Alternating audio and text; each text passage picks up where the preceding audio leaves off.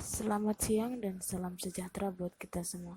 Kami dari kelompok 7, Prodi Pendidikan Ekonomi, Fakultas Ekonomi, Universitas Negeri Medan, mata kuliah pengantar manajemen, akan mempresentasikan hasil kelompok kami yang berjudul Kekuasaan, Kewenangan, Tanggung Jawab, dan Delegasi. Di slide pertama, yaitu kami akan membahas tentang kekuasaan. Kekuasaan seringkali dikonotasikan negatif jika dikaitkan dengan isu politik. Kekuasaan atau power berarti suatu kemampuan untuk memengaruhi orang atau merubah orang atau situasi. Kekuasaan sesungguhnya merupakan konsekuensi logis yang muncul dari setiap organisasi yang di dalamnya terdapat pimpinan dan bawahan, atau manajemen puncak dan manajemen tingkat bawah. Menurut French dan Raffin, sebagaimana dikutip oleh Stoner, Freeman dan Gilbert tahun 1955, terdapat 5 faktor yang mendasari lahirnya sebuah kekuasaan atau source of power.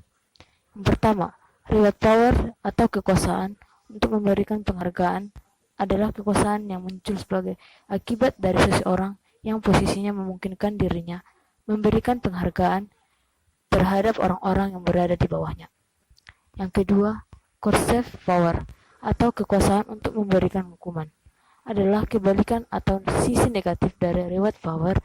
Kekuasaan ini merupakan kekuasaan seseorang untuk memberikan hukuman atas kinerja yang buruk yang ditunjukkan oleh sumber daya manusia atau tenaga kerja dalam sebuah organisasi. 3. Legitimate power atau kekuasaan yang sah adalah kekuasaan yang muncul sebagai akibat dari suatu legitimasi tertentu. Misalnya, seseorang yang diangkat menjadi pimpinan, secara otomatis dia memiliki semacam kekuasaan yang sah atau terlegitimasi. 4. Expert power adalah kekuasaan yang berdasarkan keahlian atau kepakaran adalah kekuasaan yang muncul sebagai akibat dari kepakaran atau keahlian yang dimiliki seseorang.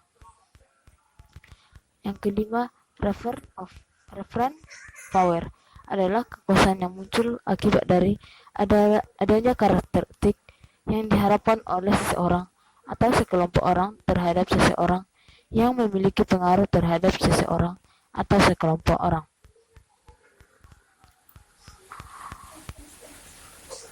Kedua, kewenangan. Kewenangan atau authority pada dasarnya merupakan bentuk lain dari sesuatu kekuasaan yang seringkali dipergunakan dalam sebuah organisasi. Kewenangan merupakan kekuasaan formal atau terlegitimasi. Terdapat 2 pandangan mengenai kewenangan formal, yaitu yang pertama, pandangan klasik. Pandangan klasik mengenai kewenangan formal menerangkan bahwa kewenangan pada dasarnya terlahir sebagai akibat adanya kewenangan yang lebih tinggi dari kewenangan yang diberikan. Kewenangan formal menurut pandangan klasik bersifat pendekatan top-down atau dari hierarki yang atas ke hierarki yang lebih bawah. Yang kedua, pandangan berdasarkan penerimaan. Pandangan kedua cenderung berbeda dengan pandangan yang pertama. Tidak setiap kewenangan yang bersifat top-down serta-merta akan dijalankan oleh bawahan. Pandangan yang berdasarkan penerimaan atau acceptance view atau pemandangan bahwa kewenangan formal akan cenderung dijalankan atau diterima oleh bawahan tergantung dari beberapa persyaratan.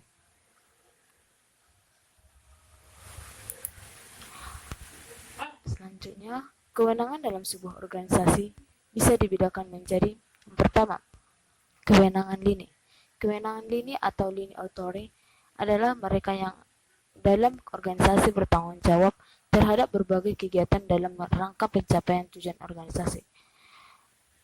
Kedua, kewenangan staf. Kewenangan staf atau staff authority adalah wewenang mereka yang ditunjuk oleh organisasi untuk membantu bagian-bagian dalam sebuah organisasi yang memiliki kewenangan lini.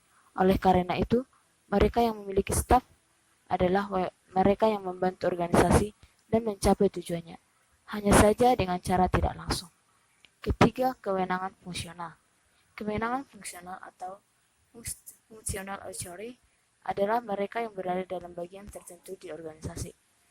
Memiliki kewenangan lini maupun staf, namun juga dikarenakan tugasnya diberikan kewenangan untuk melakukan kontrol atau koordinasi dengan bagian lainnya. Ketiga, tanggung jawab.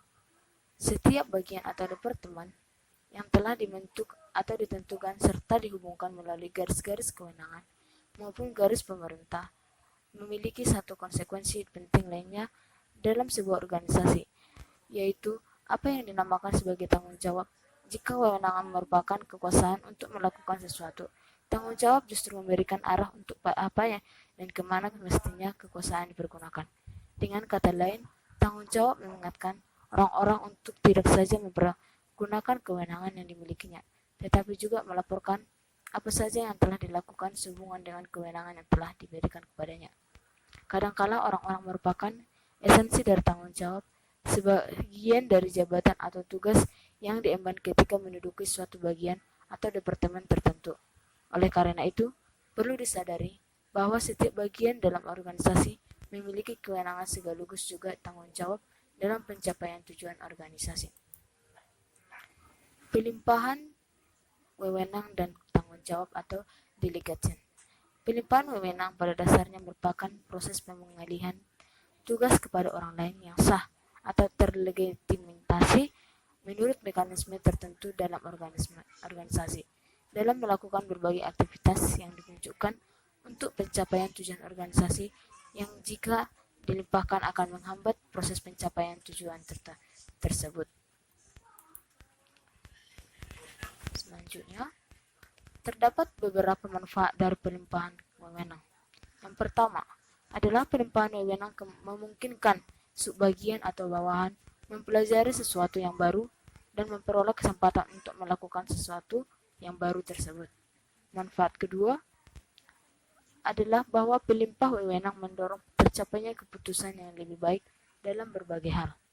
Manfaat ketiga adalah penyelesaian pekerjaan akan dapat dilakukan dengan cepat sekira pelimpahan wewenang tersebut berjalan sebagaimana mestinya dan diberikan kepada orang yang bertanggung jawab.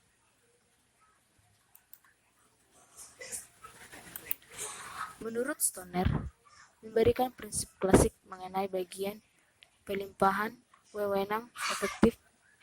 Ketiga prinsip klasik tersebut adalah yang pertama, prinsip klasik. Prinsip Sklar atau Sklar prinsip. Prinsip Sklar merujuk pada pedoman bahwa dalam sebuah proses pendelegasian atau pelimpahan wewenang harus ada garis wewenang yang jelas dan hierarki yang tertinggi hingga hierarki yang terendah. Garis wewenang yang dijelaskan akan memberikan kemudahan mengenai pada siapa delegasi harus diberikan, siapa yang akan memberikan delegasi, dan kepada siapa pertanggungjawaban harus dilakukan. Yang kedua, prinsip kesatuan perintah atau unity of command. Prinsip ini merujuk pada pandangan bahwa setiap bawahan semestinya melapor atau mempertanggungjawabkan hanya kepada satu atasan yang memberikan kewenangan kepadanya. Oleh karena itu juga perintah semestinya berasal dari satu sumber, agar jelas siapa yang memberikan kewenangan dan kepada siapa harus dipertanggungjawabkan. Prinsip ketiga yaitu tanggung jawab, kewenangan, dan pertanggungjawaban.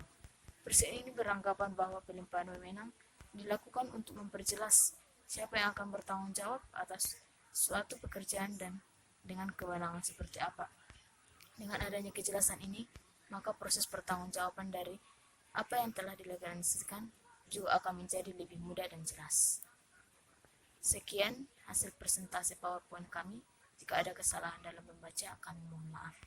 Terima kasih.